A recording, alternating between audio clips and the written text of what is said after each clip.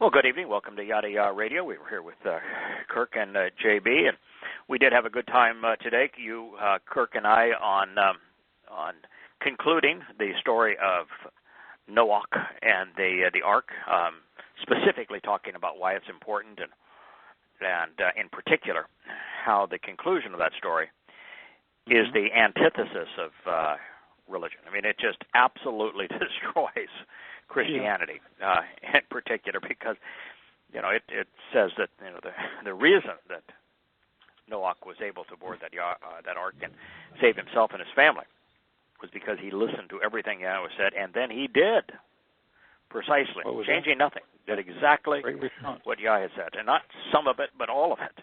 So he acted upon. He didn't leave his toe in there, instructions. No. And so that's imagine that. Yeah, imagine that. Listen to what God says, and then act upon it.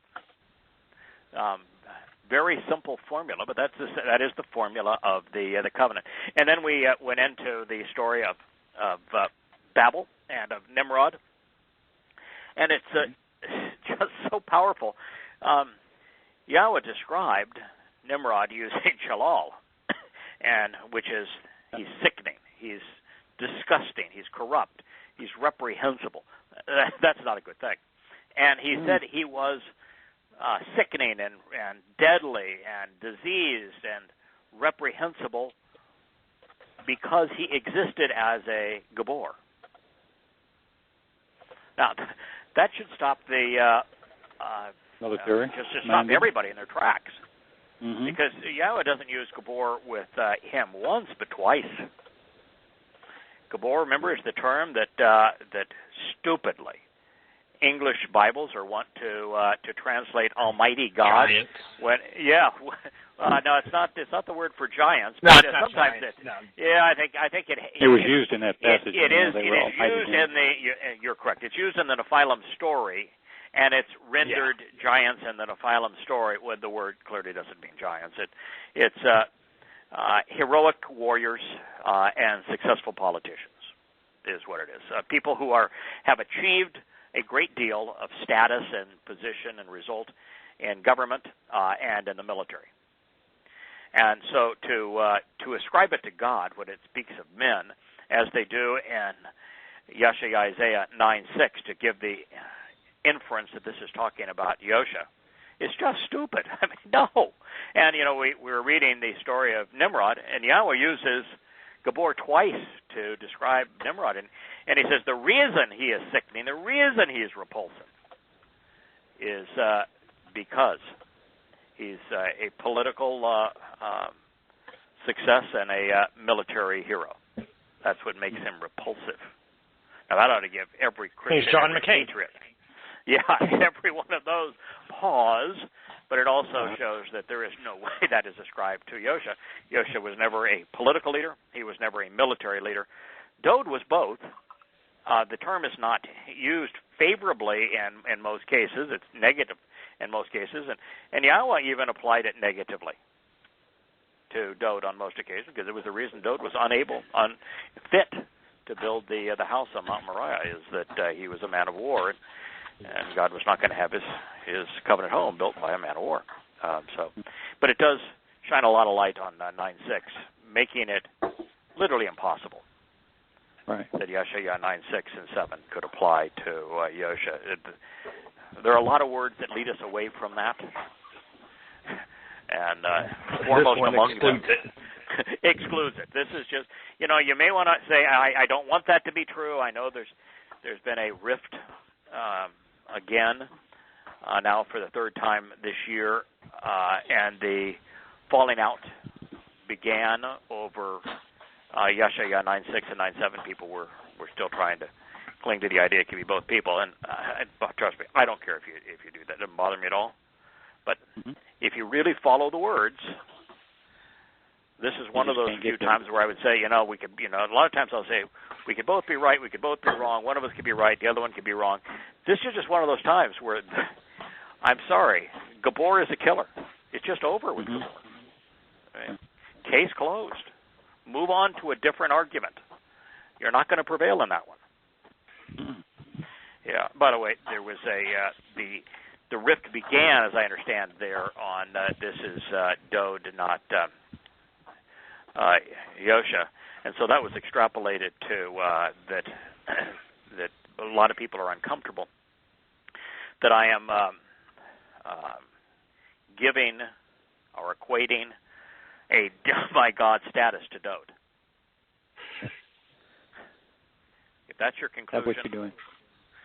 Just go away. I mean, you're if not that's listening. what you're taking from this, you're completely missing every point you've tried to make.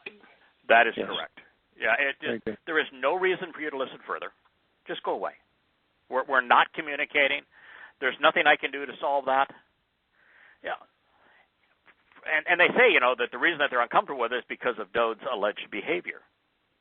Well, Dode's behavior is the point, and it's not the point. Mm-hmm. We don't ever talk about Dode as being a demagogue. He's not a demagogue. But he was a man that was inspired by Yahweh. And inspired by Yahweh as a Nabi, that is big time.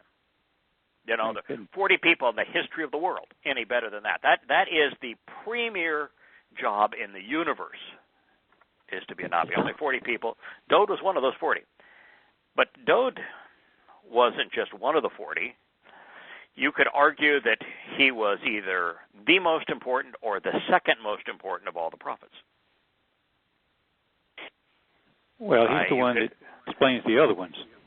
Yeah, you could argue that Moshe was a more important prophet, but the problem with that is that while the other prophets are intermixed, Chabauk comes through and says, "What's the matter with Shaul?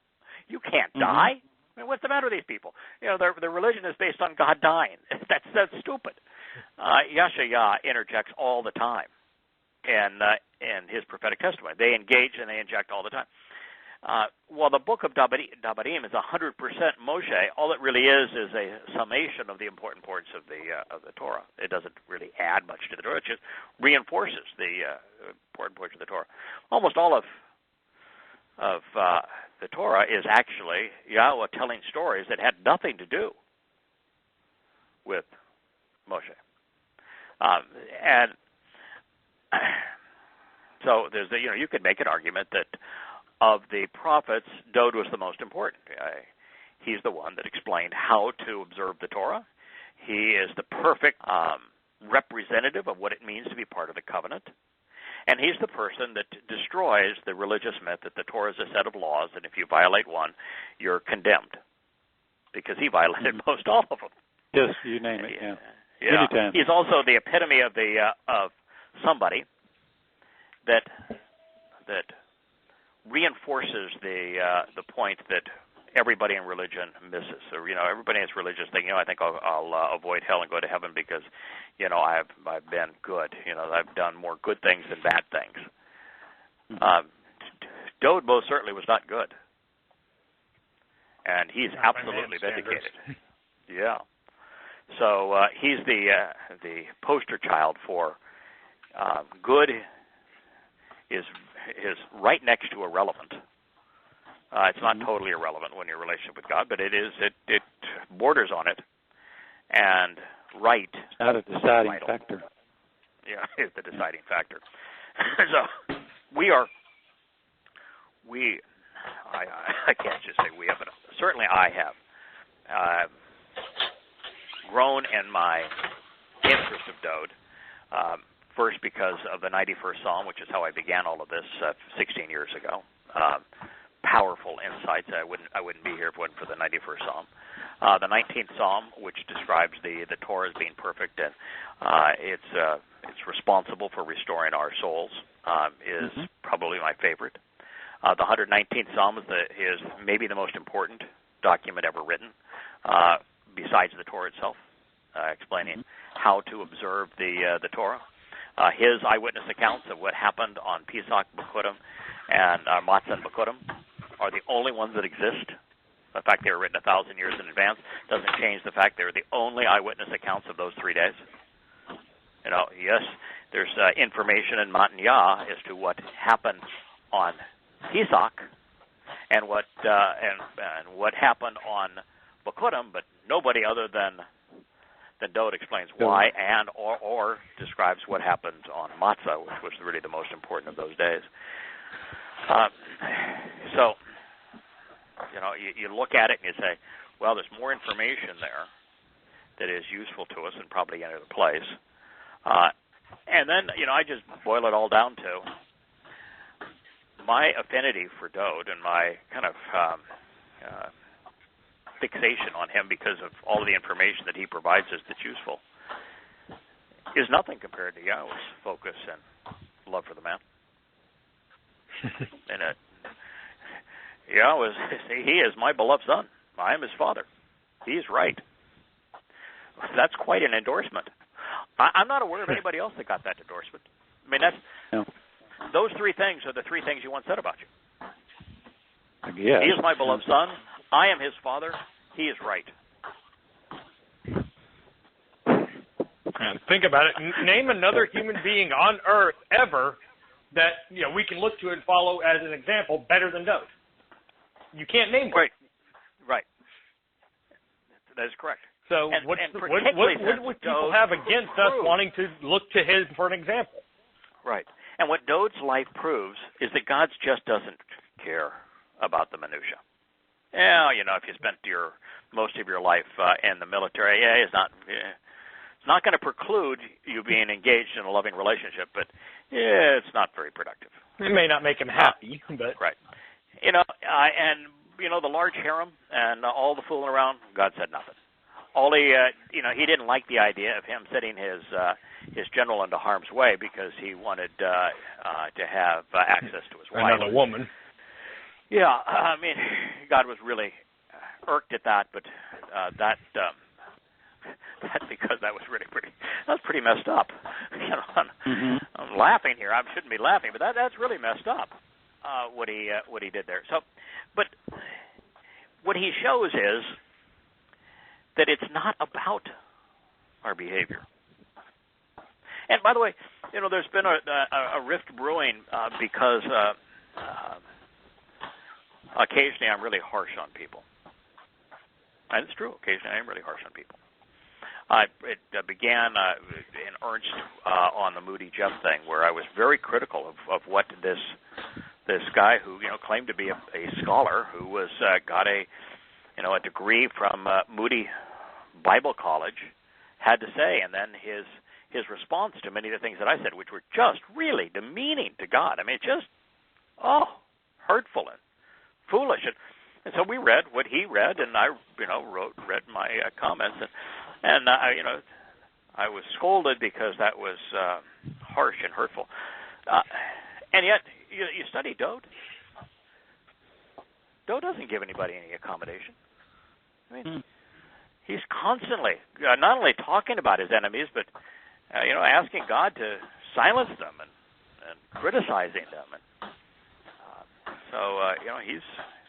he is the principal example. And that was one of the things that we talked about on the Noach story, and then again on the Babel story, is that this notion that God is accepting or tolerant or all-loving, and that he wants to save everybody, or that we should act in a similar fashion, is just nonsense. If you're accepting and accommodating and loving in terms of your fellow man, you're going the wrong direction. That leads to political compromise or religious addiction. It's the wrong way to go. We probably only 6 people that know this in terms of the person that wrote it. So the person that wrote this, the people that know who wrote it don't care, and no one else needs to know. But I received a letter that somebody was upset and begged me to try to reconcile the most recent rift in the family, and say that that needed to show some love and kindness and solve this. No, not your job. No, I don't. Not my job. I'm really convinced that goes it's not exactly anybody's job. against everything you've ever tried to say. You are not some sort of leader that we're supposed to be following. You're just trying to provide information. Correct. It's not your job to That's police correct. people, to tell Correct. people what they can and can't think or say. Correct. Yes. And that's half of it. The other half of it is to try to create peace and harmony and accommodation and the like, unity amongst people is not one of God's instructions. So it isn't even a mandate, even if somebody were a leader, and nobody is. So your relationship with Yahweh ought to be irrevocable and tight and loving, and just don't. It ought not bother you that people are critical or that they're not united.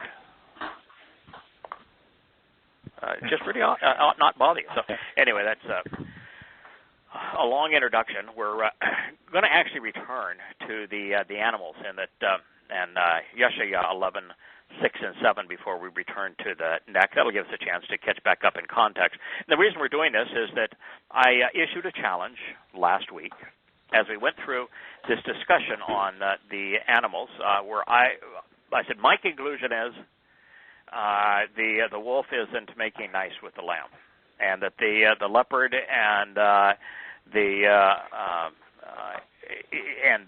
young kid are not singing Kumbaya. That the adolescent calf and the young lion are just not making nice together, and that this is not a depiction of what's going to happen after Yahweh returns during the millennial Shabbat. I don't think that he's going to. First of all, I don't think that God thinks that carnivores are a bad thing. No, you're talking about the deer at your property now. If you kill all the predators, then they all get sick and die. Right, correct. They get very sick. So I don't think God has any issue with carnivores. He created them to be carnivores. Circle of life. So I don't think it bothers him at all that they're carnivores. And I think it's important that, since he says we're going to be observing Pesach, for example, for all eternity. Well, guess what? Pesach requires a lamb. Mm-hmm. So and you can't eat it if it ain't dead. Yeah, absolutely. So and it's a 1-year-old lamb. It's not an old decrepit lamb that just fell over from old age, or the wolf finally scared it. So I think this is speaking of events prior to his return, because that's what he was speaking of in Yeshaya 11:1 through 5.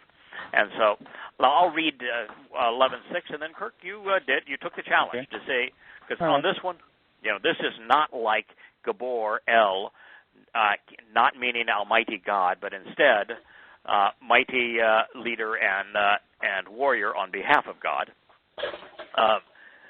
And I'll go to my grave fighting that one. This one, I'd be happy to be wrong. Wouldn't bother me at all to have you, as I finish reading this, to come to a different conclusion. In fact, I might even be happier, because it didn't make any sense to me as everybody making nice together. So let me read it. So then the wolf, Zeeb, the predatory mammal, and I interpret it as representing the most infamous Benjamite, Paul, the wolf in sheep's clothing.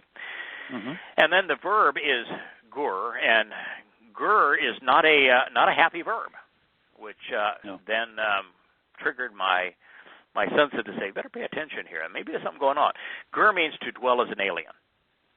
It means to stir up trouble and strife while being quarrelsome as a result of an insidious plan with the lamb. Lamb is an association as the dominant ram, used almost exclusively in the Torah to speak of the Passover lamb. And the leopard, the Namor panther, or a spotted and camouflaged black predator, from an unused root meaning transparent regarding its nature and purpose, will lie down and stretch out, or will lie in wait, couched beneath and ready to pounce, in a association with the young kid, the Gadi, the young goat, from Gad, meaning fortuitous.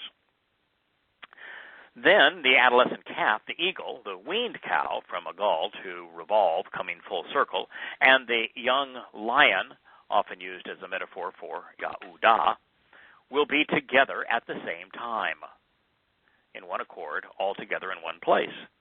And insignificant, a simple, unimportant, easily understood, or alternatively, a lowly little one, shall motivate them, being carried away by them. All right, so you studied that. You took the challenge, Kirk. Well, I didn't get all the way through, but it was amazing what I was trying to figure out. Is it any way? And I think I made my first little question to myself was, I'm having difficulty finding any reason to translate Zeb, which is wolf, as an actual wolf.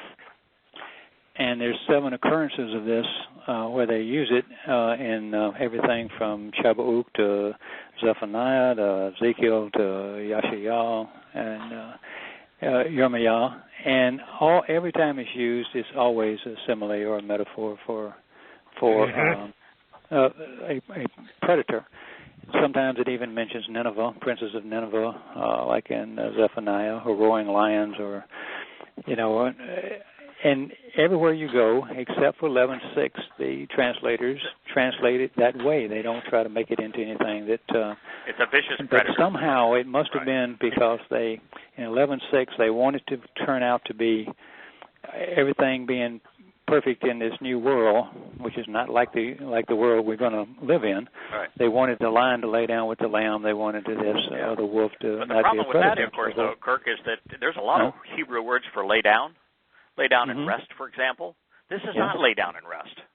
Yeah. No, I'm just saying in the Christian Bible, so they, in the Revelations and all, they start talking like that. Everything is lying in. And particularly, this is a G word. G words in Hebrew. As soon as you see a word that starts with a G in Hebrew, watch out. I mean, watch out. Gomorrah, Goyim, for example.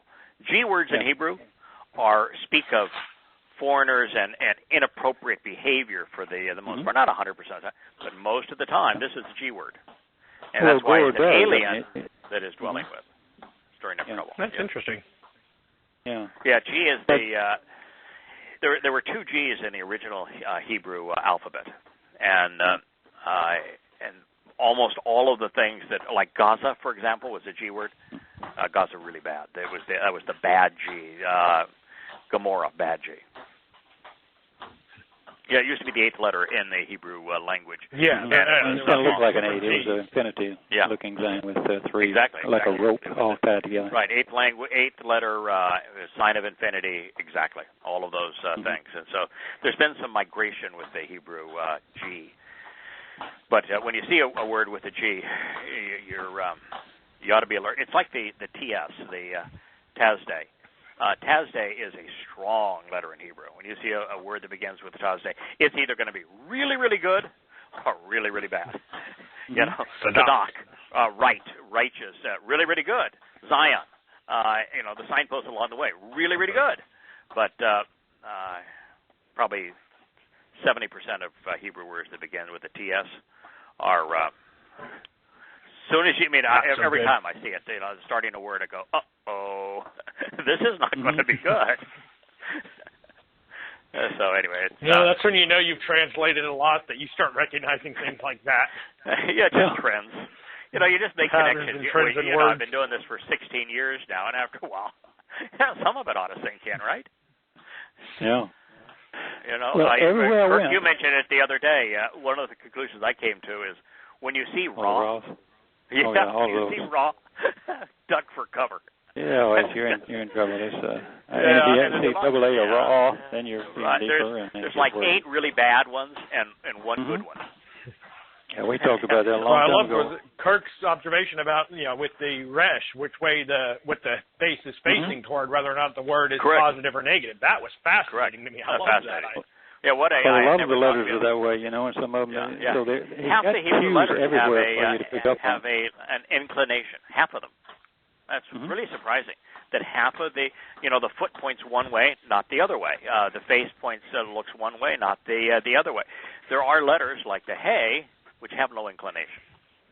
they're symmetrical, right and left.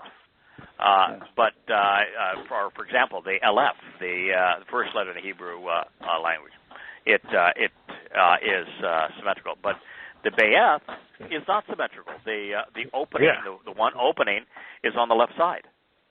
Yeah.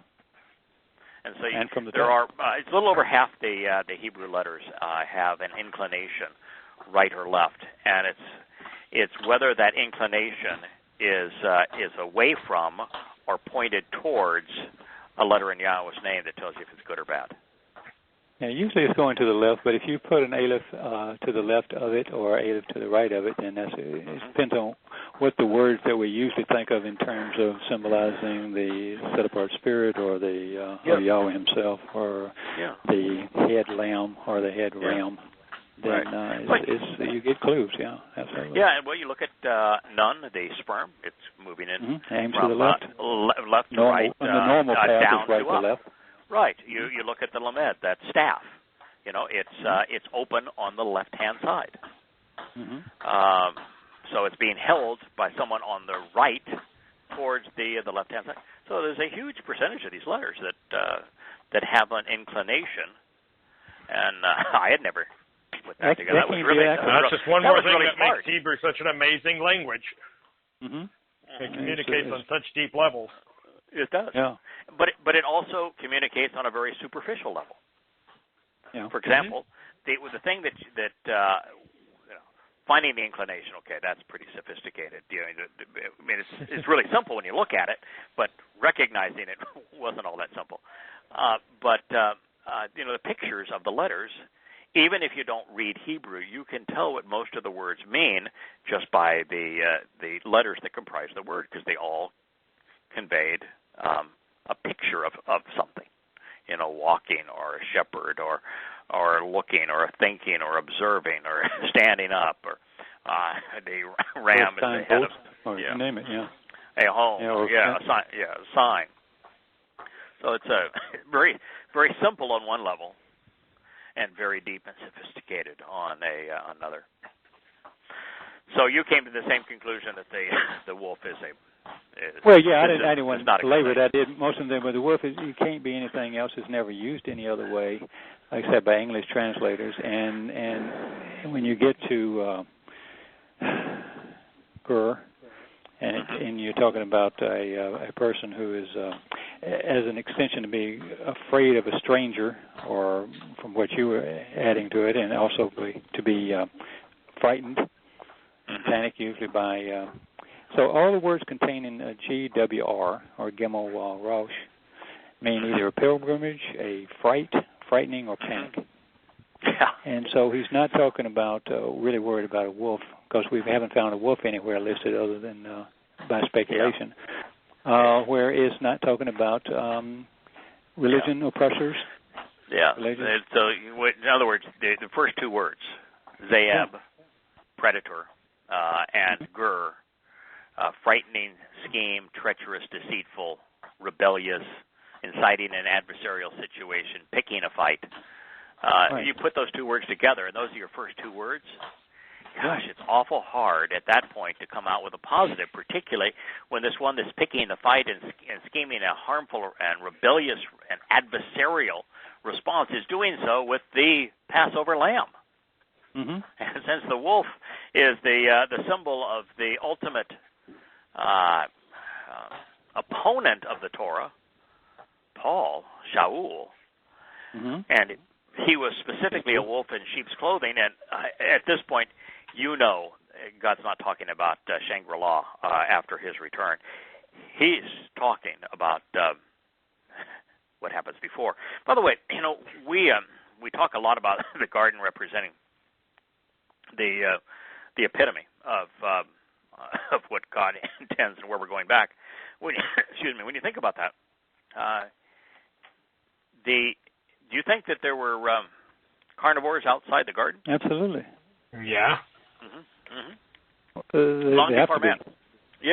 Weren't they? Tyrannosaurus seems like pretty good carnivore. Yeah, pretty deadly killer, that one. Yeah, really a lot of carnivores then. So I just don't see God being opposed to carnivores.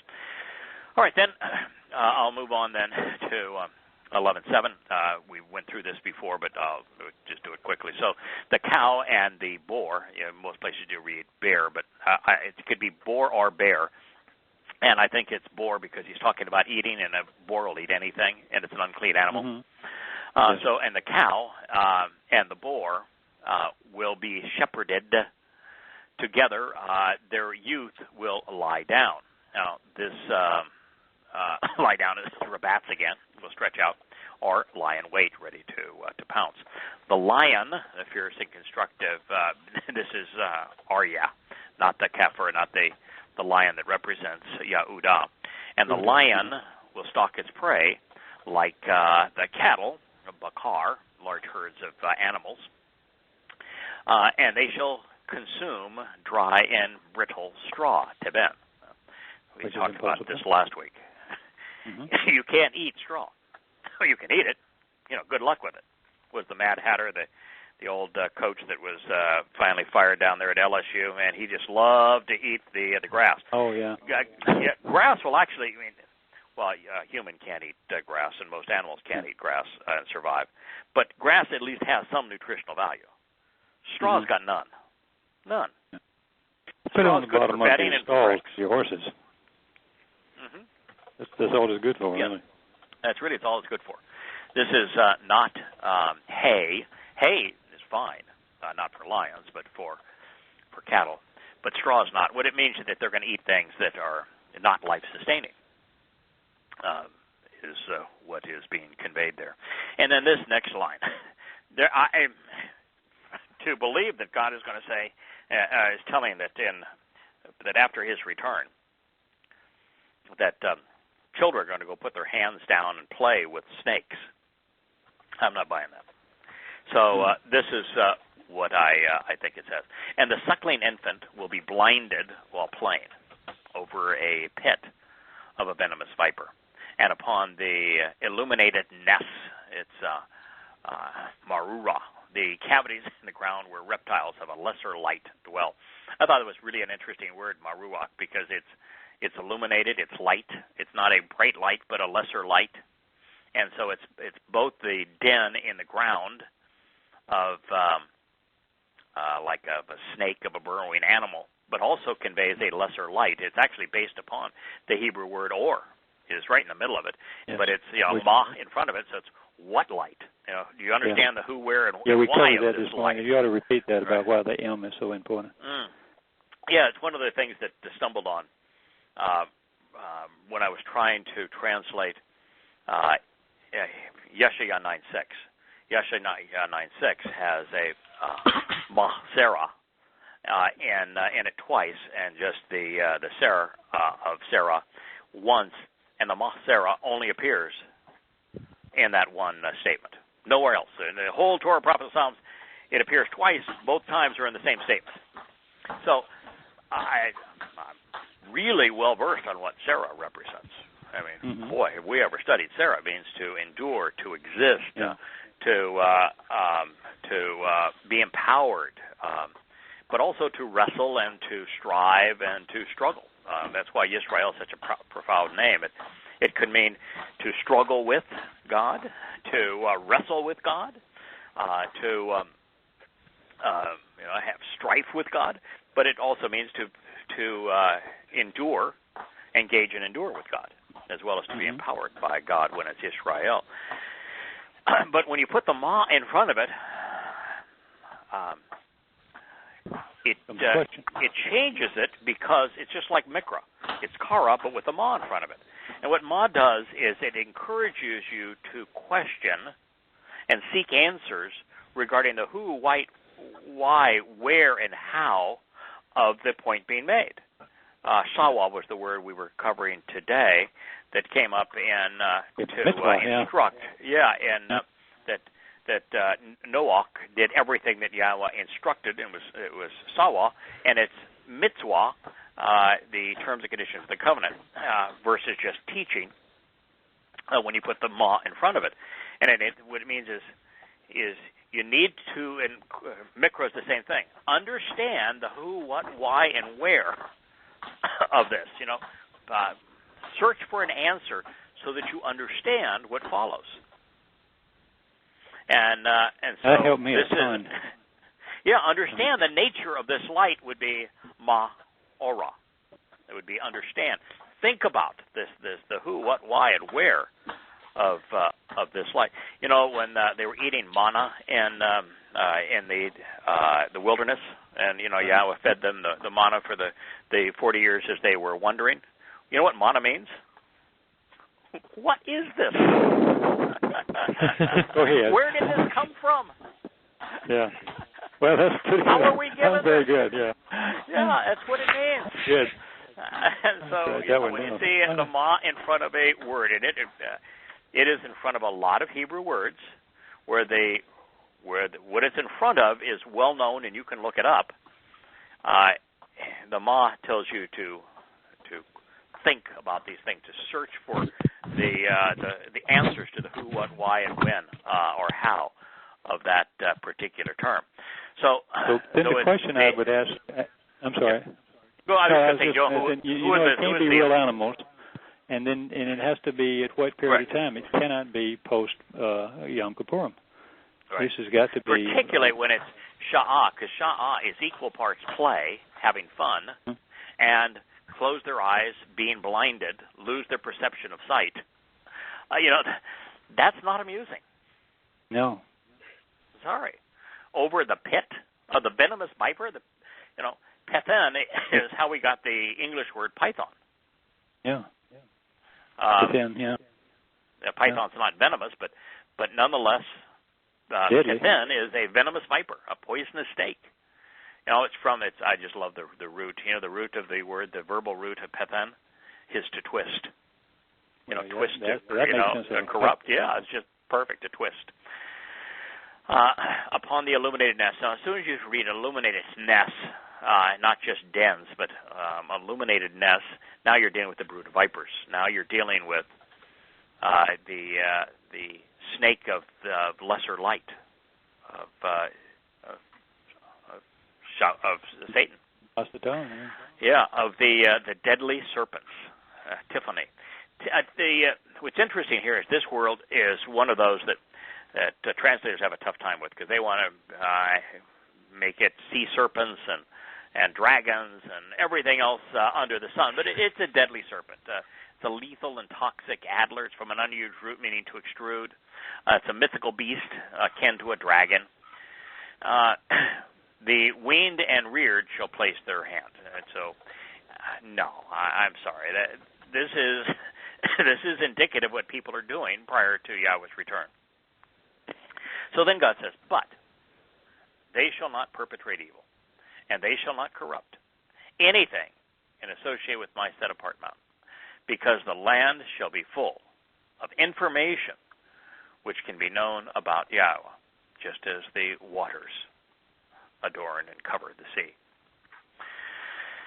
Now, speaking of one of the many ways the world will come to know Yahweh, based upon what can be revealed and be fulfilled on that set-apart mountain, and explaining how his children will one day understand what he has done on his set-apart mountain on their behalf. In the next statement, we're going to be reintroduced to the neck banner. And I say reintroduced, we first met the neck banner, encountered the neck banner, way back in the 5th chapter of Yeshayahu, 6 chapters ago. And it was used there in a really inconspicuous way. Yahweh was going to lift up a banner in the last days that would help people understand the nature, the importance of, and the value of the vineyard that he and Dode had built together. And then how man had come in to corrupt and uproot and to destroy the value of that vineyard. And Yahweh says, I'm going to lift up a sign, a neck, that's going to explain what I was trying to do with Dode, why it was important, and how man went about corrupting it and destroying it. So, okay, there's the neck. Pardon? I was going to say, pause just a second, because that's where it has to be you, because no one is talking about Dode. Dode is David and Goliath's story. That's it, or all his troubles or what he did. Sometimes who on the planet is embracing the stories of Dode. Yeah, and I want to be really clear on a point here, and I'm going to change a translation that we went forward. I'm going to change the word law on a translation because it's really important. I think the number of people that have either I have misspoken or they have not heard me accurately. I am not the neck. The neck is a sign. It's what's written that Yahweh lifts up. I'm becoming more and more convinced that the neck is observations for our time, and to a lesser degree, an introduction to God and Yada Yahweh and questioning Paul, and even to a lesser degree, Prophet of Doom. That the neck that explains what God is trying to convey to the world today. So the neck is what is being written, and a lot of us are contributing now to what's being written. I am not the neck, and I've never claimed to be the neck. I'm not the neck. Yahweh, and this prophecy that we're reading in Yeshaya 11 says that there's a choder, which is a really small, fairly inconspicuous stem on a secondary branch that is going to write the sign that Yahweh is going to lift up. It's hard for me to disassociate myself from the possibility that I'm the choder. But the neck is what's being written, and there's a number of us that are contributing to what's being written. So this is we are reintroduced to this. The last time we witnessed this banner, it was raised to confront the damage men had done to the vineyard Dode and Yahweh had cultivated on Moriah. The inference then was, as it is now, that Yahweh will lift up this ensign, this sign, this banner, prior to his return, and for the express benefit of his people. And while there is still a connection with Dode, as there was way back in Yeshaya 5, this time we are told that the standard bearer will be an insignificant stem in and of himself, yet important only because his written message will be rooted in the relationship Yeshay's son and Yahweh, Yahweh's beloved, Dode, developed with the Almighty. Moreover, this time we're expressly told that this untrained sprout becomes worthy of notice, indeed serves God and his children as a trustworthy sign and reliable banner because of what the Spirit of Yahweh has done through him. So it's the Spirit of Yahweh that is communicating the information, conveying the information via understanding that and an ability to make the connections that causes this thing to be written. Now, there is a huge difference between the Spirit speaking through a Nabi prophet. That's Yahweh speaking, directly through a Nabi prophet, and the Spirit helping someone understand the word of Yahweh. Yeah. They're very different concepts. Now, both could apply. With Dode, he had both. And as for me, I only have one of those two. And that's really, I think, true with all of us. We have one of those two, not multiples of them. And by the way, you can almost look at it as the difference between being inspired by the Spirit and the Spirit inspiring you. Right. And one of the reasons, too, and this is why it's so important to talk about this, one of the reasons that I finally relented and said, and JB, you came to the same conclusion, that one of the reasons that I stopped fighting the idea of being the choder, this untrained tendril or stem that's grafted into a secondary branch that's grafted into the main branches of the tree, that is the tree of lives in the garden, is that the time required to do what needs to be to learn and understand and then compose what is on this sign, you're looking at 15 years. We don't have 15 years. No. So there isn't any way someone's for somebody been doing to do this and has been completely and utterly silent this entire time and is just all of a sudden going to come out with some huge, great thing. Correct. Yes. Now, the only way that somebody could how you could be learning that and not sharing it, I don't get. I don't get. So the only way that you could get around the time is for the person who writes this sign to be a Nabi. I don't think there are any Nabis today. Well, I thought he only had 40. Well, if there was, he would have said Nabi. He would have said Nabi. He did. He said stick. Stick is an implement. A good pencil. Stick. He didn't say Nabi. That's what finally caused me to say, all right, I'm comfortable being a stick. I am not a Nabi prophet. Do not want to be a Nabi. I understand it's the highest calling you could have, but I don't want that responsibility. Goodness gracious. If Yahweh asked me to, I'd do it, but I don't want that. Oh, I'd beg in every I'd be Moshe going, no, not me. No, not me. Because, how many opportunities do you have to be wrong as a Nabi and survive it? None. Zero. That's a... No, I don't want to do that. Okay. On the radar. Now, I personally doubt that the standard bearer will be a direct descendant of Yishai, Do's father, because there would be no way for him to know it or prove it today. None. Why would you give information that can't be known or proved? Now, based upon this discussion and people saying, well, then you probably should do a DNA test, and I've done a DNA test. I sent it in. Like 6 weeks from now, we'll know. But the best they're going to do, the best they could do is say, with your heritage traces back through this group of people or that group of people. There is a 0% chance they can say, oh, yeah, you're a direct descendant of those. None. Can't be done.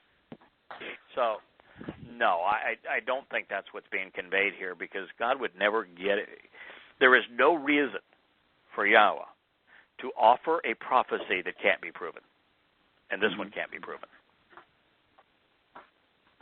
So I don't think he is a DNA direct descendant of Yishai, Dode's father.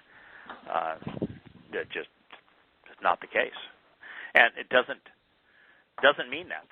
The words that are chosen here are chosen such that you're grafted into the tree of life.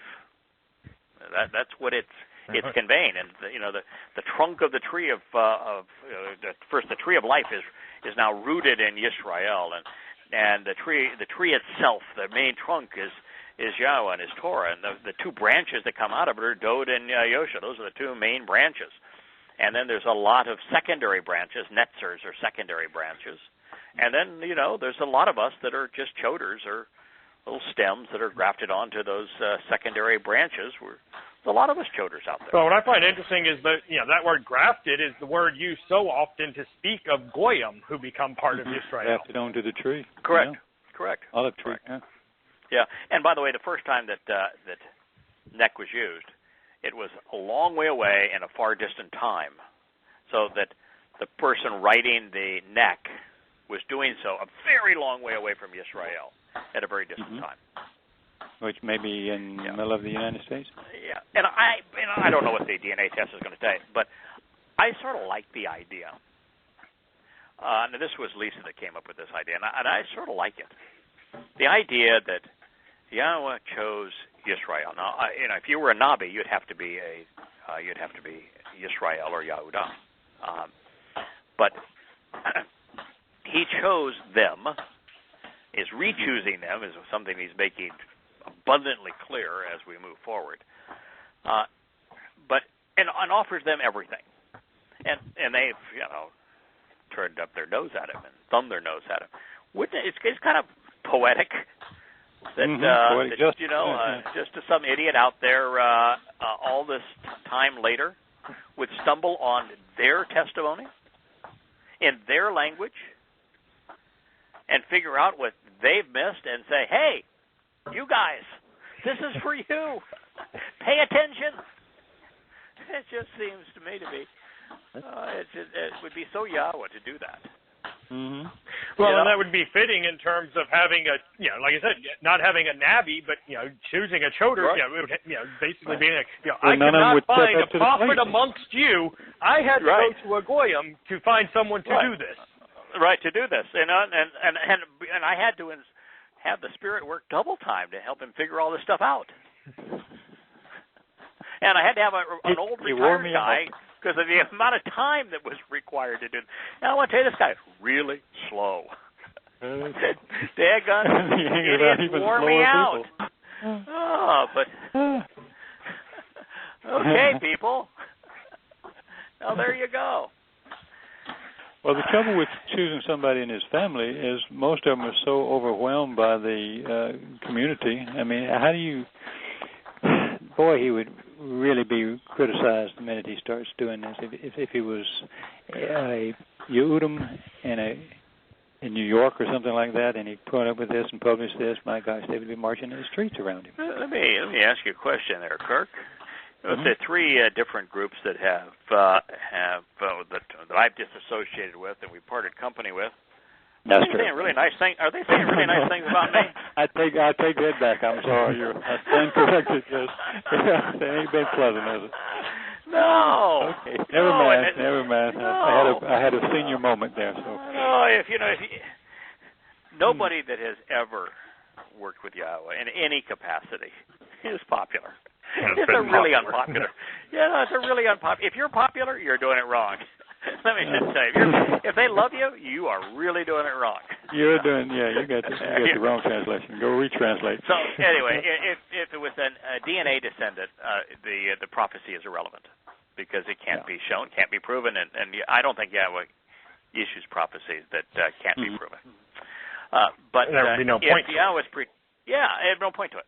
If Yahweh is predicting that his nameless envoy, an ensign, will base his message upon the foundation which was laid by Dode, drawing the world's attention to it, then all one need to do to validate the sign would be to study what was written on it. Forget about the individual. What's written there? Yeah. Is it valid? So what do you say? Yeah. Check then. Yeah. Right. If it contains a responsible, reasonable, and rational presentation of what Dode had to say about engaging in relationship with God, the banner is worth considering. Why? Because it examines what Dode had to say. And what Yahweh had to say about Dode. So long as the witness is rooted in what can be excavated and mined from the source, discovering by digging deep into the Mizmor, the Psalms of Dode, and the Mashal, which I believe that Dode wrote almost all of, if not all of, you can validate it. It is in this way, and only in this manner, that the banner will remain firmly anchored, rooted, permanently positioned, and appropriately instructive, providing reliable and godly guidance. Further, since the scribe composing the sign isn't named, determining his identity is a stick versus a branch when compared to addressing the validity of the message. It goes right back to the introduction of every book. Hello, call me Yada, I'm irrelevant. Now, let's talk about what is relevant. And that, my friends, is the only reason Yahweh continues to depict and describe this neck sign. In a world full of lies with men accustomed to deceit, it is the best way to convince his children that they can trust and rely upon what is written thereon because he contributed to the content and is responsible for bringing it to their attention. He's the one promoting it. The Spirit is the one that provided the understanding that made it possible. Now, for those who would protest and appeal such conclusions, I'm right there with you. The predictions presented in Yasha'yah 11 are profoundly important, and no one in their right mind would want to live up to such expectations. I certainly don't want that kind of responsibility. Such a claim would and has and will draw ferocious criticism. For these reasons and more, I completed this review of Yasha'yah, Isaiah 11, without any mention of observations for our time, possibly serving as the sign, possibly representing what might grow out of the stump of Yishai, of potentially being enlightened and empowered by the Spirit, not a peep. Now, this is notably different than my response when we first encountered this neck banner, way back in chapter 15 of rejecting Yahweh's Torah, as it was called, as it sought to understand the prophecy in Yeshaya, Isaiah 5:26. It was there that we read, "Then he will lift up a standard, serving as a banner and signal for the Gentile nations from far away, from afar, a great distance away, in the distant future.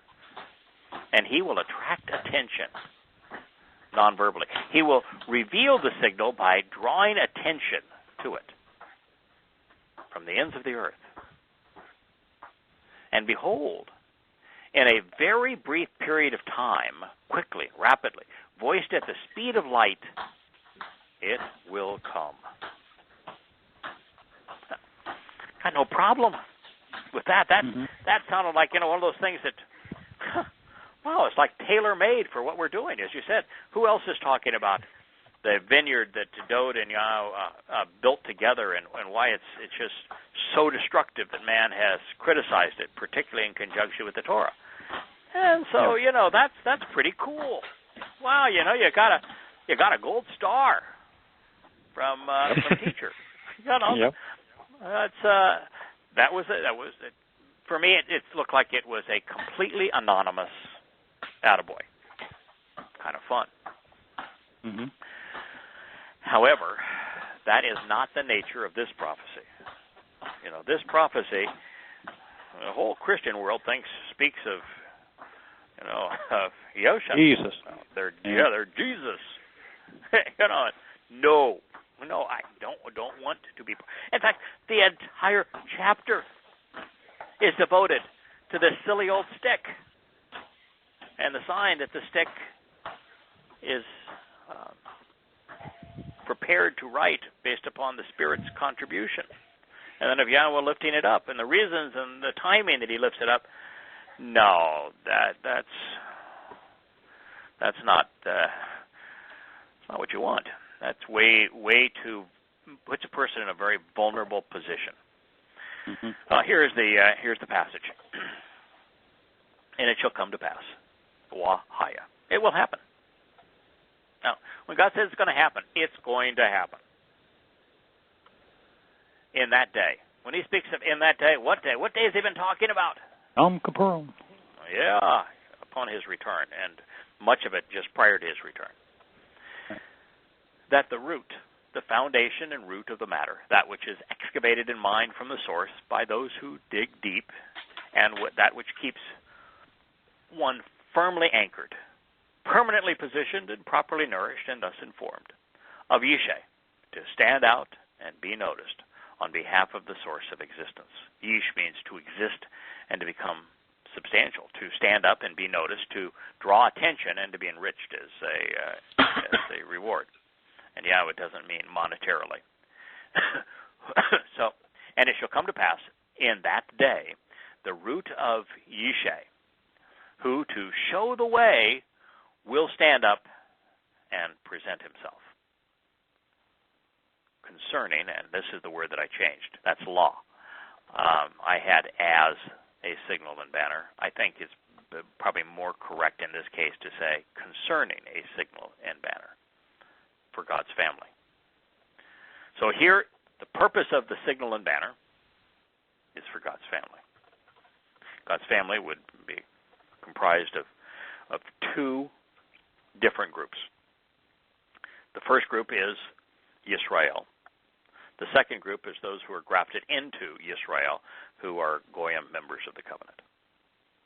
So God's family is the covenant, but his family is also Yisrael, most of whom are not part of the covenant at this point. But the signal and banner is for God's family. El. That's really important. It's one of the reasons why I was so frustrated with people who were promoting conspiracy theories or just saying all sorts of things that were so slanderous and demeaning, while using transliterations that are only known through this research, conclusions that have only been presented through these books and these programs, names and translations that are only part of these, and And I say, when you do that kind of thing, you're undermining the principal purpose of this, which is to awaken and teach Yahweh's chosen people. El, God's family. Please don't do that. So this says that has two words that are powerfully important from my point of view prior to Nek, and one is Asher. Mm-hmm. I'm here because of Asher. Wasn't for Asher, I wouldn't be here. Asher is one of my very favorite words.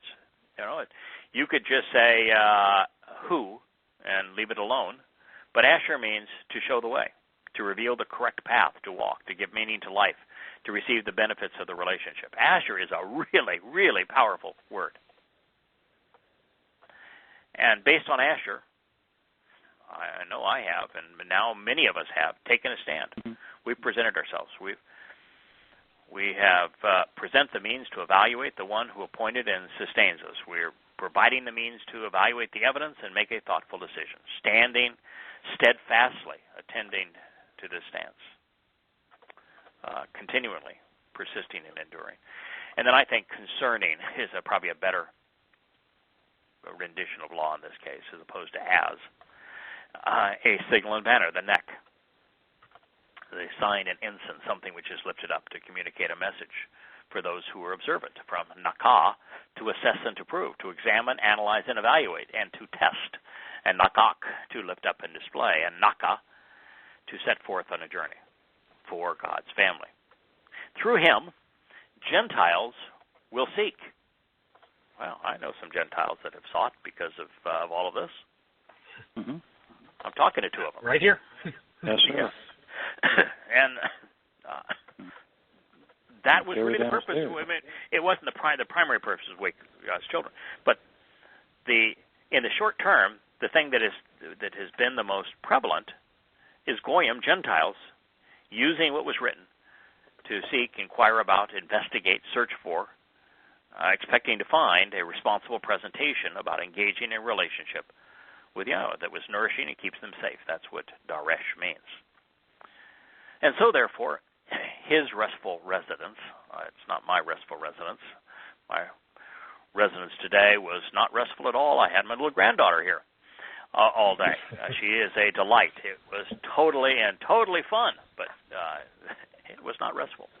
And so, therefore, his restful residence, that's Yahweh's restful residence, his place of repose and reflection, his comfortable habitation from Nuach, spiritual contentment, and Nawah, living in a spiritual dwelling and abode where sheep abide, will exist as a glorious reward, existing as a source of enrichment and empowerment. Now, the reason that happens to be important is that the Gentiles who are going to seek are going to find Yahweh's home. And their reward's going to be to live in that home as part of a marvelous and enjoyable relationship. So it's a source of enrichment and empowerment. Kabod, what a wonderful deal. Yeah, term. Kabod Haya was, is, and will always be valuable, honorable, dignified as a gift, always existing as a place of significant abundance and as a manifestation of tremendous power. That is what we're receiving as part of the covenant. Now, that's a lot to process, so that's probably a good thing to linger here a moment. The Sheresh, the root of Yishay, can convey a number of things, all of which are pertinent. And the connotation is worth considering because Sherith cannot be interpreted literally and must be interpreted as a metaphor. Yishay did not have roots. He had feet. No. So did not have roots. He had feet. No. When you're speaking of roots, it is a metaphor. Yes. Therefore, for somebody that's hung up and said, well, that means you have to be a direct descendant. No. That would be from sperm and eggs, and therefore DNA, not roots. Root, folks, root is a metaphor. Yes. Smile. It's Yes. Embrace the fact that not everything can be interpreted literally. Root is a symbol. Sheresh could imply that the standard bearer will be a direct descendant of Yishai. That's a possibility, and thus a Yehud in the line of Dod. But if so, there would be no way to prove it or to know it. It could convey that he will get right to the root of the matter, and that Dod's life and words will serve as the foundation of his message. Of particular interest, Sheresh implies that the ensign will dig deep and mine the depths of what can be learned from Dod and Yosha. Doing so will assure that he and his message, Sheresh, remain firmly anchored and permanently positioned, while being appropriately nourishing, which is to say the message promotes growth and is enduring, in addition to being reliable. I think Sheresh is a marvelous term to convey all of those things.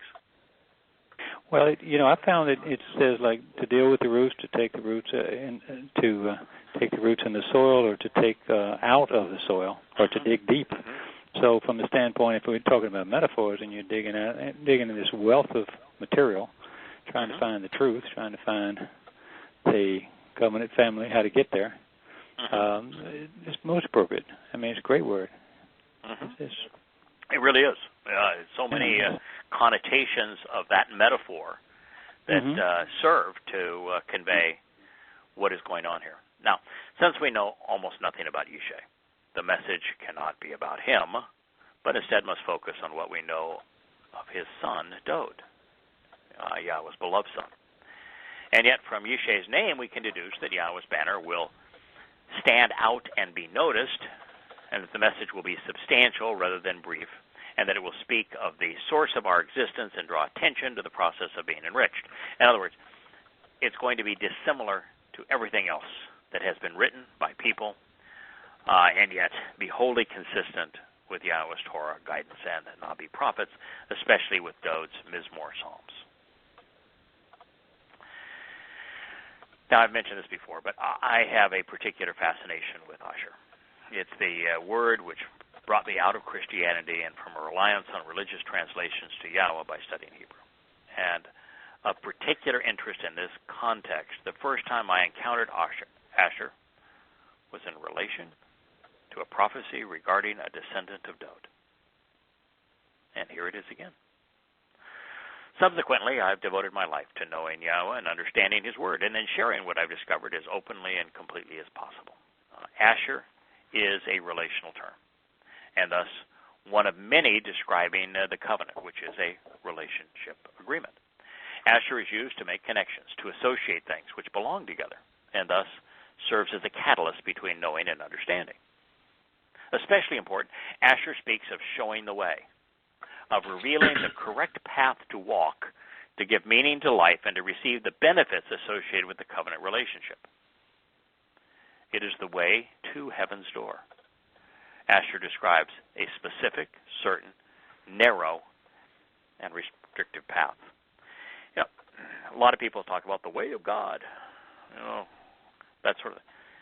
I don't know, apart from our group, of anybody describing the Moed Mikre as the path that gives life meaning, as there are the holy convocations of Israel. They're Jewish holidays. Who is talking about the Moed Mikre as a path besides us? Yes. Signpost along the way, too. 7 of them. As the way to give life meaning, a path that is narrow and restrictive. I don't think anybody else is. Well, the minute you walk away from the other and you walk down these, you ain't going to be walking with a lot of people. No, you aren't. They will separate you in a heartbeat, right? They went over to our house, so there you have it. Yeah. Now, Ahmad addresses one of the most startling and controversial concepts associated with God. He wants us to stand up and not bow down. He's always looking for someone to take a stand on what really matters in life, recognizing that doing so will be astonishingly unpopular. But what we don't typically think of when addressing Ahmad is that it suggests that the individual who is drawing attention, or the individual who's taking, I should say, this stand on behalf of the relationship between Yahweh and Dod, would be appointed and sustained by God. and that his mission would be to provide the means to evaluate the evidence. That's something I personally knew that Yahweh introduced himself and he gave me a mission initially, and we engaged in that mission, and it was obvious that we were working together through that first mission, and then we started a second mission, and the insights were so unique and so profound and so uncommon throughout the human experience that it was pretty clear that we were working together on this mission as well. I never ever thought of myself as being appointed and sustained. I want to be careful here too. I mean, I knew I took a stand. That was pretty obvious, because there wasn't anybody else saying this stuff. No. But appointed and sustained is by God it says, there's a mission and I want it done. Well, I knew I was appointed and sustained to do the mission of Prophet of Doom. I would never say it in those words, but that was clear. And it's just that when you talk about his word and explain it to people in a modern setting, you just think of that as, you're part of the covenant family, you're learning things. By golly, you want to share it. Mm-hmm. What's more important than letting people know how marvelous this story is, how magnanimous the offer is, how wrong the world has been? You don't think you'd have to be appointed and sustained simply to reveal the most important truth in the world. No. I ran out, and told all my students this story, and ran a bunch of them off. Yeah. I was really excited to show it to them, and they were not very excited to hear it, though. Yeah. But that's the way it goes. Yeah. So. And Amad also means that it conveys the means to evaluate the evidence that our Heavenly Father has provided in a way that enables the open and honest individual to make a thoughtful decision. Amad fits like a perfectly formed glove. It's just it's a marvelous term. This brings us to the next. The standard bearer, the signal and banner, the ensign which is lifted up to communicate the message to those who are observant. And that it is based on Na'ak. We know that as a result of the message, those who observe it will be able to assess its content and prove its veracity. It will be written in such a way that it promotes further examination and an ongoing analysis. Boy, have you guys ever caught that? You guys are both deep into that. That it's encouraging people to investigate further. That your first inclination is to validate whether or not what's being said is true, but your second is, wow, I enjoyed that. What else is there? What else is there? Let's go further. Right? Yes, I almost missed the show today because I sat down to start translating at 3 o'clock, and I only happened to get up about 3 minutes before the show began to use the restroom, and I looked at the clock and went, oh, no. That's how engrossed I got it. It is intoxicating a little bit. It happens to. Yeah, it does. It happens to all of us. I've come very close many, many times for the exact same reason. You get really engrossed in it. It's marvelous stuff. So readers will be encouraged to evaluate and test everything that is presented. So whether or not it's lived up to the standard, observation for our time was written to accomplish these very goals. We can also affirm via Na'ak or Nakak that the banner will be lifted up and displayed and thus promoted by God himself. Further, Naka implies that it will be the product of a journey of discovery, one of my favorite terms. Let's go on a voyage of discovery, suggesting that it will map out the course the explorer charted as he made his way through God's Word.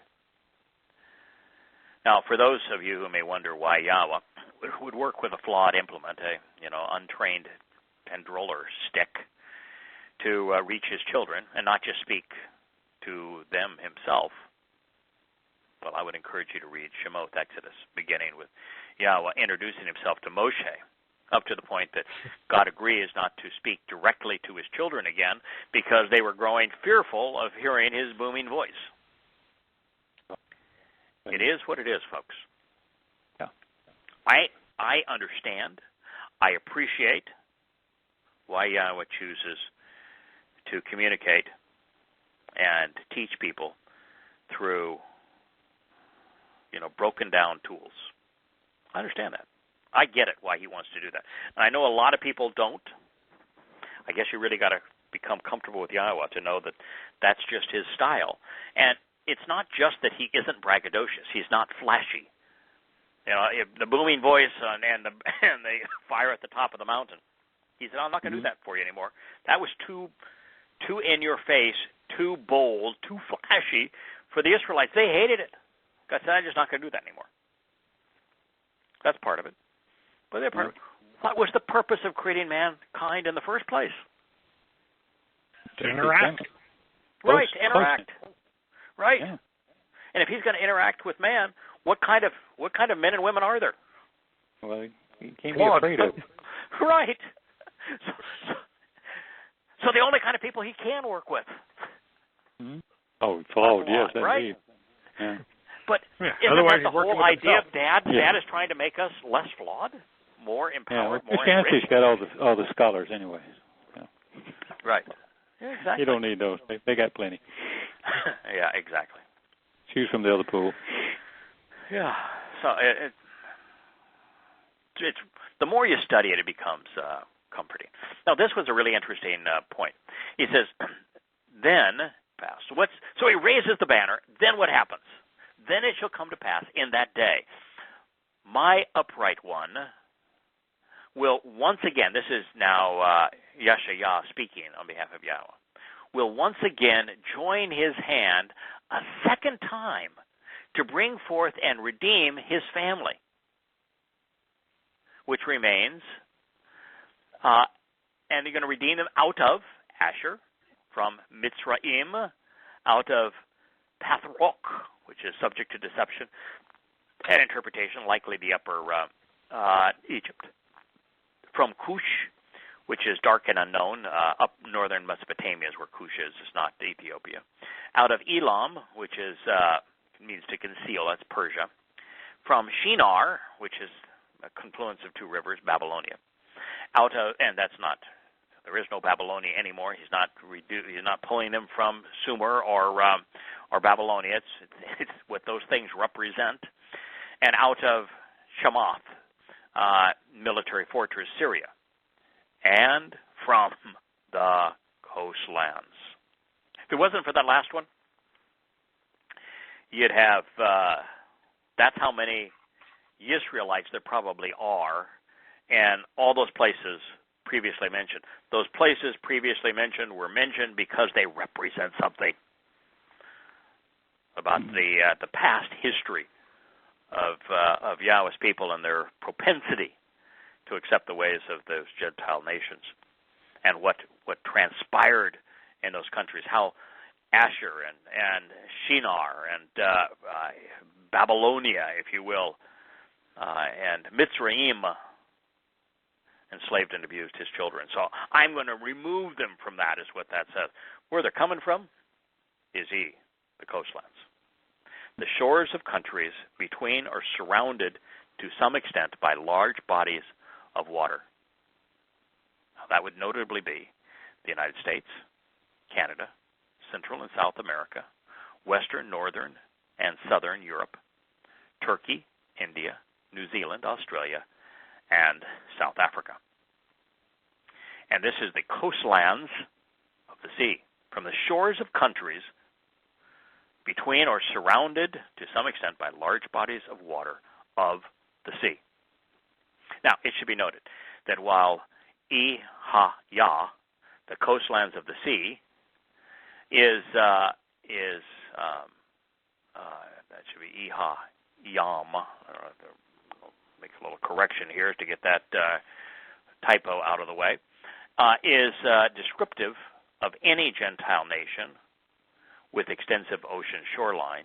Ye also means woe, telling us that conditions within these nations will continue to deteriorate, necessitating a warning of dire consequence for the children of Israel, especially those who intend to stay. They need to know.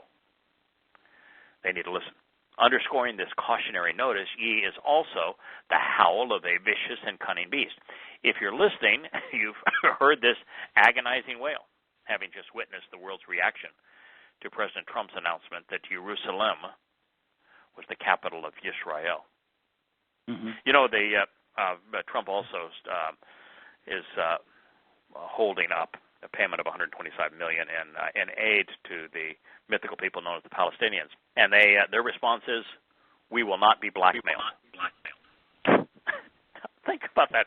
How stupid do you have to be to A, say that, and B, write it and not say, how can you be blackmailed based upon stopping a gift? Yeah.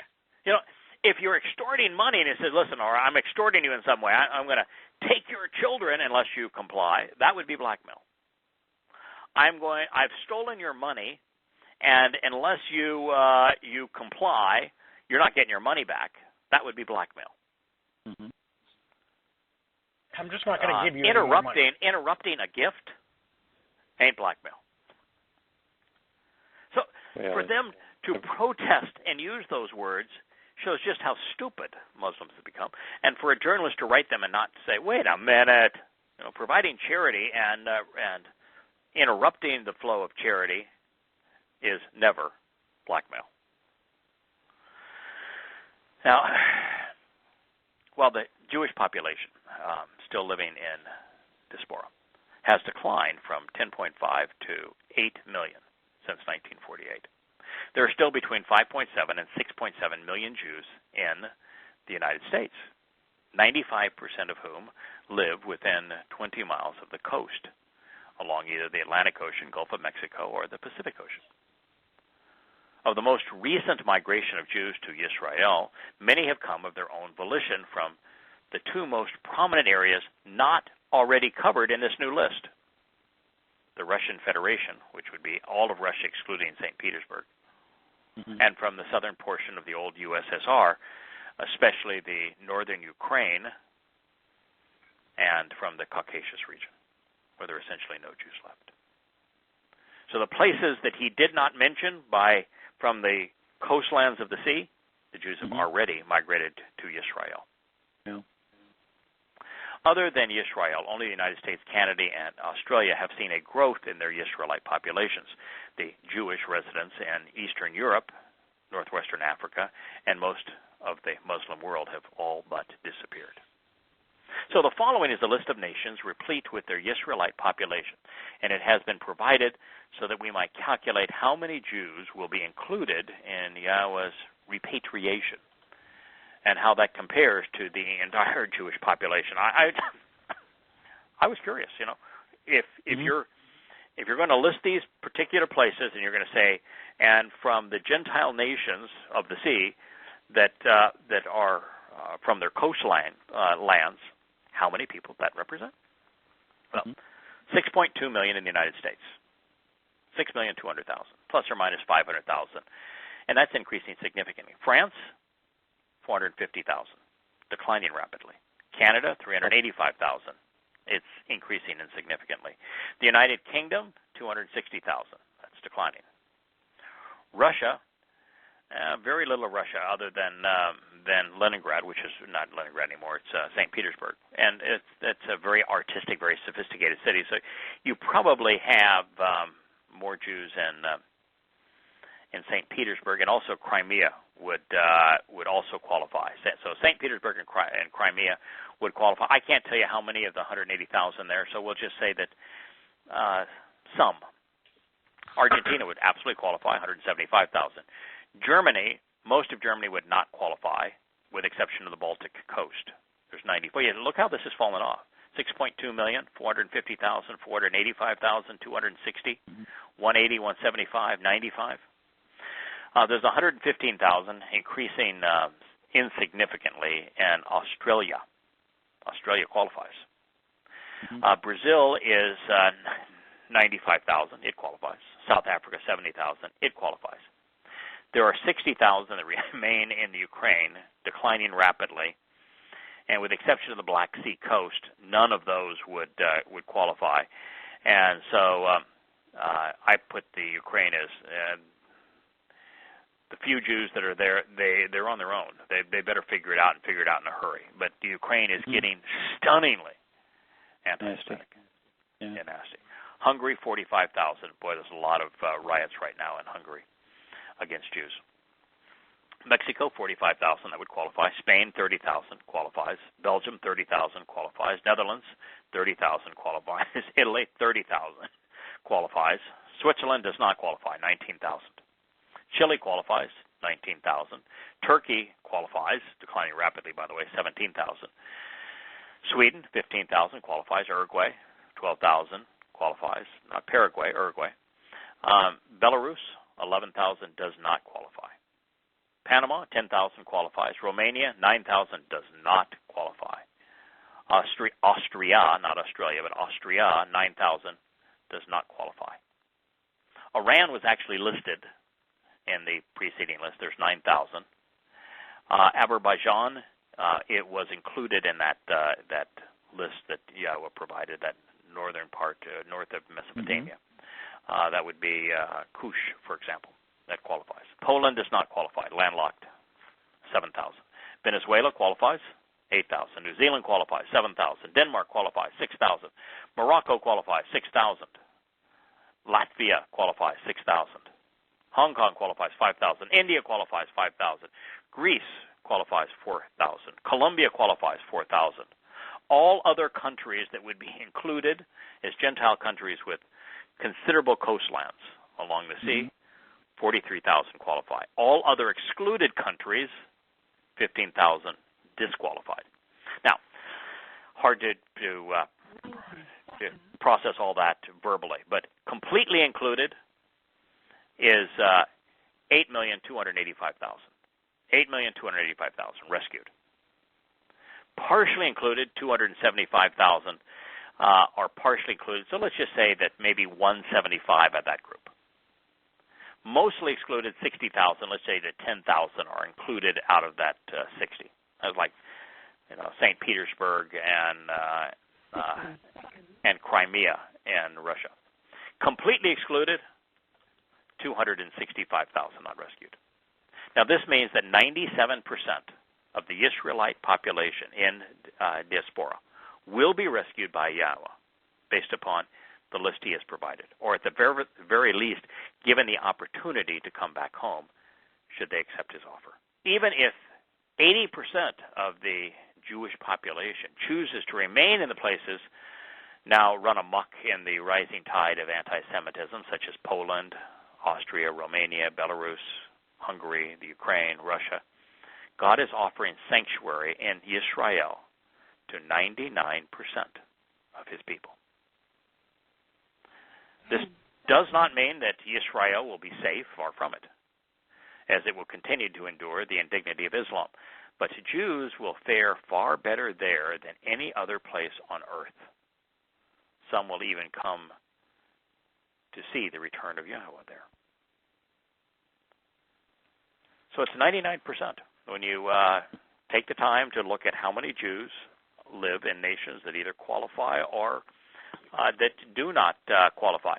Now, I thought it might be just interesting to look at some of the places that where there are very few Jews.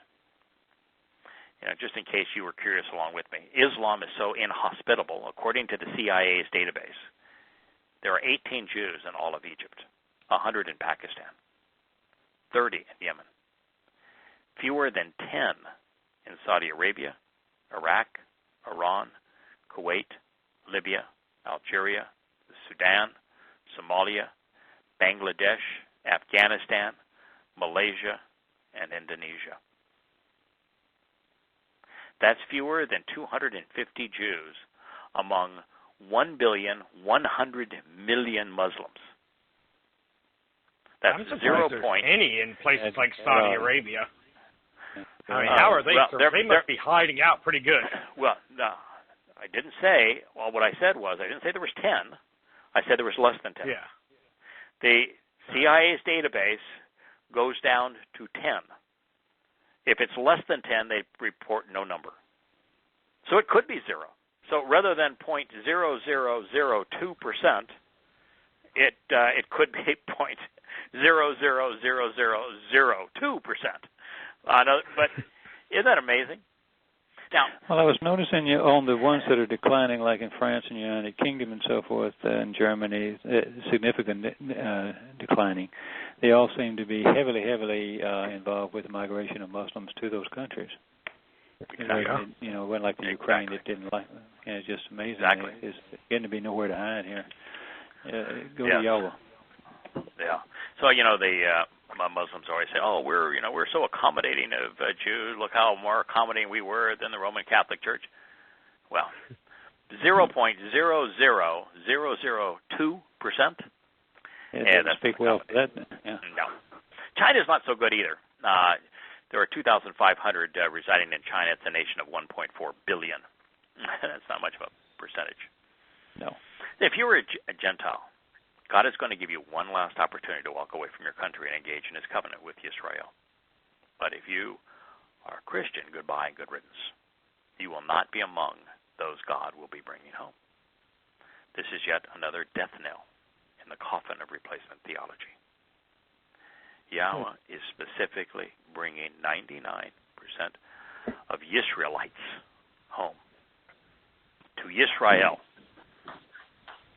before he returns. And he's using this neck sign to assist in that, to get their attention in that regard. Sorry. No church. Of the Yehudi that you know now, does it come up in conversation at all? I mean, I know a lot of Jewish people and their friends and students and friends and long-term friends, and it doesn't occur there. It's not like they or their children are thinking, or grandchildren are thinking about moving to Israel. Has it dawned on them? You know what's interesting? Not only do we have a number of people who knew they were Israelite when they came into the covenant. In fact, the first person that read Yada Yahweh that responded in favor and decided to form a relationship with Yahweh was Dr. Jim Brill. He's Jewish. So it began there. The second was the guy that posted all these sites, my friend Joe Page, and he also is Jewish. And there's many others.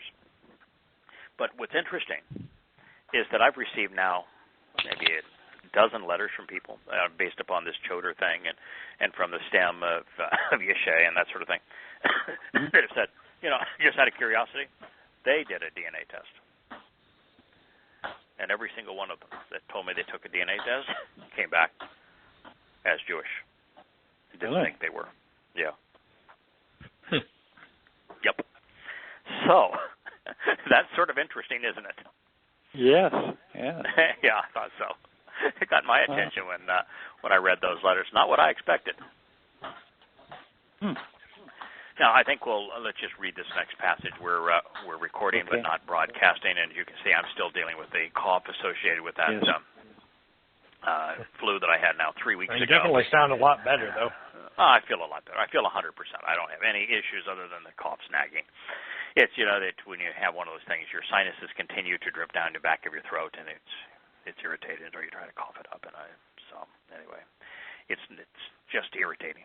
Not irritating pain. It's irritating in the sense that I'm coughing too much. I apologize for that. It says, so he will lift up. This is now after telling them I'm going to get my children, I'm going to get their attention through this sign. So it says, and he will lift up a neck, the signal and banner for the Gentiles and their nations. Now, why would he say that after having to pull his family from those nations? And if nothing, he's always fair.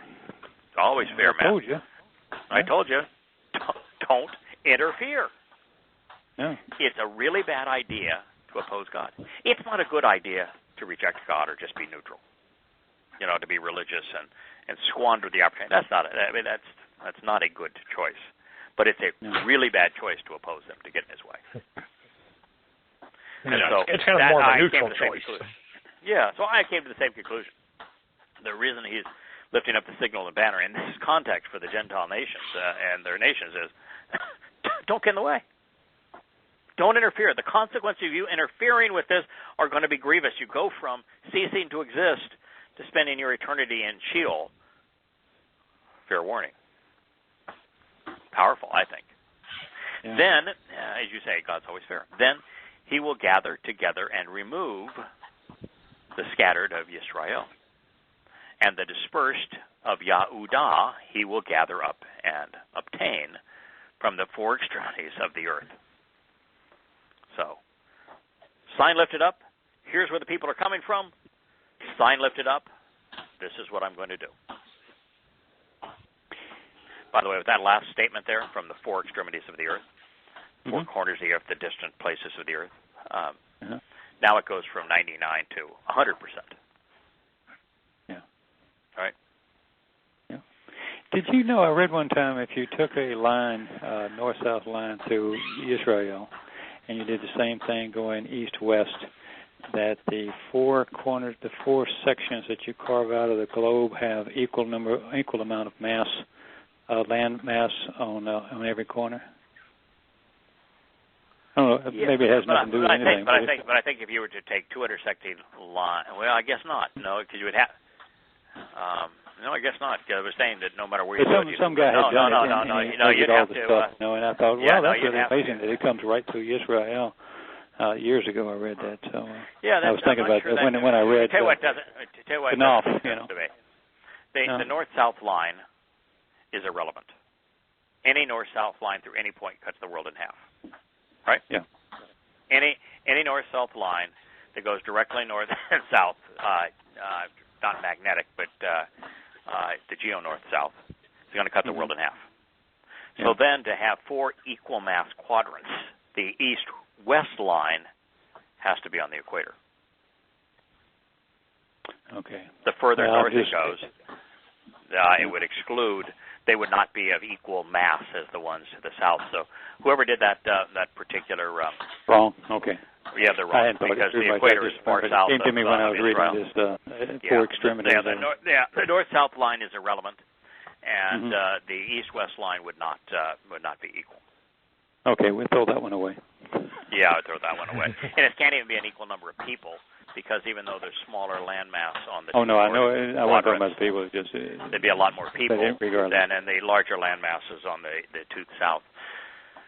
So that gets us through 11:12. We'll return to that next week. I think that's a good spot for us to take a break, and we'll finish up with this on the program, and we'll continue with the story of Babel and the Bible and being with the Lord, and on observations, and we'll pick up from this next week that way. Okay. The cough hopefully will be a lot better next week. I won't continue to aggravate it by this. And no challenge this week other than where we're going to start and finish. And I was actually hoping, Kirk, that you were going to find that my analysis of the animals all playing nice together was wrong, and that there was that possibility, but yeah. Well, I got about half of it done, and I couldn't find anything, and I ran out of time. But and I didn't explain it very well. But I mean, on my notes there, but it's just no way to. I think the point you made about how wolf is never once used of an actual wolf. Yeah, correct. Yeah, that alone is telling. If this is the only time it is ever translated that way, anytime I've come across a word like that, where it's in one place it's translated this way and nowhere else, never have I come to the conclusion that translation was right. Every time, the other translation, the way it's used every other time, makes much more sense here than this translation. Right. For example, when Yahweh said that Benjamin shall be the wolf, does he? You think he was saying that Benjamin is going to be an actual wolf? No. Or I don't know. I had a argument with a guy in the forum one time who was convinced that every part of the Torah was 100% literal. No. And he refused to acknowledge that was not literal. No. No. Well, even in Ezekiel, when he's talking about the roots, we're talking about the roots of Yeshe, root is a metaphor. Yeshe did not have roots. Yes. And we talk about the stump. Yeshe was not a stump. I'm sorry. It's a metaphor. Yeah. The tree of life is symbolic. The tree of lives, it's symbolic. The tree of the knowledge of good, it's symbolic. These things are, they're word pictures, folks. Yeah. Word pictures. That's how we understand. That's how we visualize things. As an artist, you have a huge advantage over us. A lot of times the process of coming from knowing to understanding is being able to visualize things. Mm-hmm. Well, is a very visual communicator. He conveys. Word pictures is a good title. Yeah. Right. Yeah. No, well, whoever thinks that every word is literal, you just come on. Yeah. Like for example, it talks of uses these terms of 1 year in speaking of the various animals for sacrifice. And it even talks about them being perfect. Well, no such thing as a perfect. No. No. And it was declared perfect. The best they could come up with. This is our best one. That's the best you could do. Yeah. Right. Take a perfect lamb from your flock. Well, what if I didn't have any perfect lambs this year? Every one of my lambs came out with spots. I can't control that. No. I have a rack of lamb every Pesach. I do not go to the butcher and say, "Did this come from a perfect lamb?"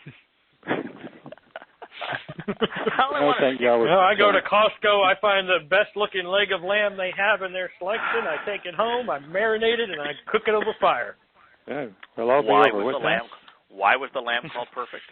Because the only way that the Passover lamb could accept our faults and not go to Sheol based upon his own faults is for the Pesach lamb to have been perfect. Yeah. Does that mean that everything that Yosha did in his life was perfect? No.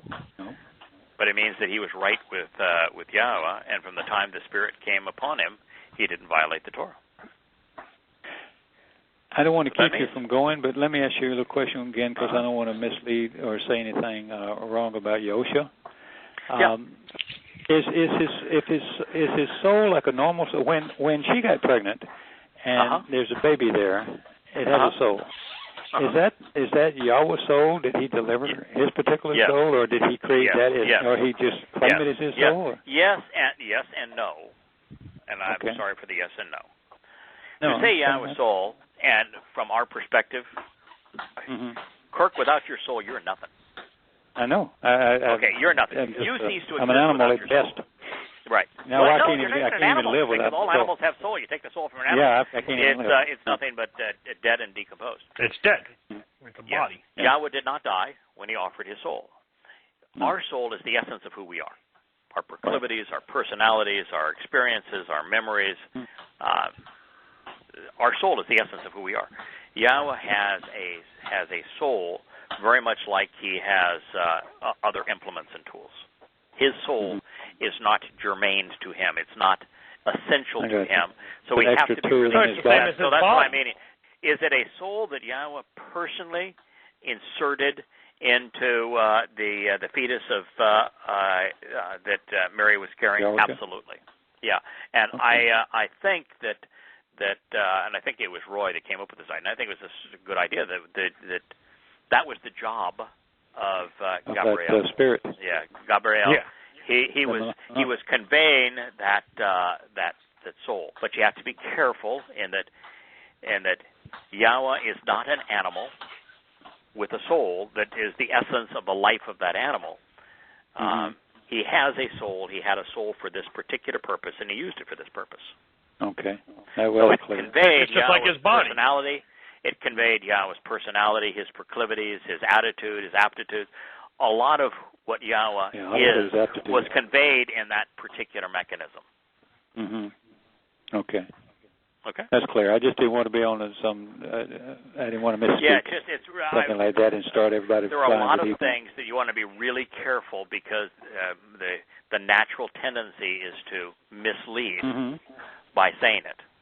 And so I want to be really careful on this one. So the answer was yes and no, and the yes is important and the no is important. Yes, it's Yahweh's soul, but his soul versus our soul. They're not in the same league. You're right. I got it now. Our souls are essential to who we are. The Yahweh soul is not. I got you. Now, it existed to fulfill one purpose, and that was to go into Sheol during Matzah. Right. That was its only purpose. There is no indication of any kind that any of the spiritual beings, like the Malak, the Sabbath, have souls. Well, that makes sense to me too. Yeah. And so Yahweh, as a spiritual being, as the foremost spiritual being, there's be no reason for him to have a soul other than as an implement for this particular purpose. Amazing. I don't know what everybody else is talking about, but all this stuff is really cool. Yeah, I think it's really cool. Yeah, when it finally kind of sunk in, because what you have to realize is that the prophecies, particularly in Yahshua, that speak of Yosha, they do not say that a virgin will give birth to a child. No, I know. And Yahweh was thumbing his nose. Yeah, he was thumbing his nose at Ahaz, and he's just saying, "Yeah, for you, idiot, this is the best I'm going to give you because you don't deserve anything more." You know, a young woman is going to have idiot of all time. He says, "What do you want?" Yeah. And he says, "Nothing. Don't worry about it." I don't want to get it. So he says, "Okay, idiot, then all I'm going to give you is a young woman is going to give birth to a child." You know, and then Yahshua 9:6 is, you know, just an ordinary woman is going to get pregnant in the ordinary way and deliver an ordinary child. Yosha was an ordinary person through the time that the Spirit came upon him in the Yarden River. And then now, there's a reason we're not told anything about that part of his life by anyone, because it was completely irrelevant. It was pretty ordinary. It's irrelevant. It's irrelevant. It wasn't germane to the whole story. Right. Yeah. Irrelevant. Yeah. In fact, personally, I don't even know if we could trust the old story of he walked into his, he walked away from his parents, searching for him, and it was about my father's business. I don't have a problem with the story. It's just inconsistent with the. It definitely seems out of place. But I'm sure in his lifetime he had to know the Torah pretty good. Oh yeah. Yeah, I mean, he had Yahweh. He knew the story. He walks in and he pulls to Isaiah, and it says, "Today this is fulfilled," and so forth. Fulfilled right before your eyes. This guy knows his stuff. Yeah, he knows his stuff. Well, he had the Spirit on him at that point too. That too. Yeah, that too. Yeah, but Yahweh usually wants you to be somewhat prepared. Often not. But no matter if Yahweh's soul represents 1/1 billionth of what he is, it still carries Yahweh's personality. Yeah. Yahweh's proclivities, Yahweh's interests, Yahweh's nature. It carries that with it. That makes it pretty extraordinary. Yeah, right? Indeed it does, yes. Yeah, it does. Yeah. And that means that so much of his attitude we ought to pay attention to. And he, when people said, won't you heal me? And he said, come on, leave me alone. Or if I'm going to do this, I'm only going to do it because maybe you'll look to what's really important if I do this menial thing for you. And, what's the first thing he did every time that he was surrounded by a lot of people? Fade into the woodwork and leave. Got away. Got away. These things can't play at the First Baptist. No. These things. Not at they all. wanted to get away. Everybody be throwing rocks at you. Get out of here, boy. Mm-hmm. Yeah, just say, come on. Nobody wanted to hear but what that's true. That's true. It's exactly what he said. He said, and then he says, take me away, and he walks across and gets in the boat and leaves the other side of the river. Right. I mean, the other side of the sea. The largest audience he ever had. Very obvious. And the largest talk he ever gave was his first. Went downhill from that. What we call the Sermon on the Mount. That was the biggest. That was the big crescendo. Yeah. Right. And nobody wanted to hear what he had to say after that. Oh. Yeah, he was very unpopular. Yeah. Goodness. Yeah. He'd be every bit as unpopular today, maybe even more so. No, yeah. I tell you, he'd be run out of any church he went into. Imagine all these Christian anti-Semites. Y'all said, you said in the last few weeks has been when all of a sudden it struck me. So when y'all returns, that's 99% of the world population will be dead. Dead. He is so mad, and nobody. Yeah, he said that there'd be so few people left that a young child will be able to count them and write the number down. And that's what we're saying. When you start doing the numbers, you go, wow. Yep. I mean, as a human being, as people who don't like to see death, even in animals and things, that's just staggering. But so be it. That's the way it has to go. That is the way it's going to be. It's not many. But Yahweh's not ever been impressed with numbers. You look through everything he's ever said and done. It's never about numbers. He was down for just one. He would have been happy as a clam, as you say. Well, he couldn't be happy as a clam because that's no good thing. But he'd be just as happy as he could be if with just Adam all by himself. But it wasn't good for Adam. No. So he created Towrah. Because that was better for Adam. He did what was right for the first child that he created in his image. Yeah, exactly. That's his nature. Okay, all right, gentlemen. I had a good time. Thank you. Shalom. I talked to Dr. Jeff the other day, and he says, hey, he always says shalom to me. So. Shalom, son, yeah. Dr. Jeff, a great guy. One of my favorite people. All right, bye-bye. Okay, y'all. Take care. Talk to you next week. Bye-bye. Night. Bye. JB. Bye-bye.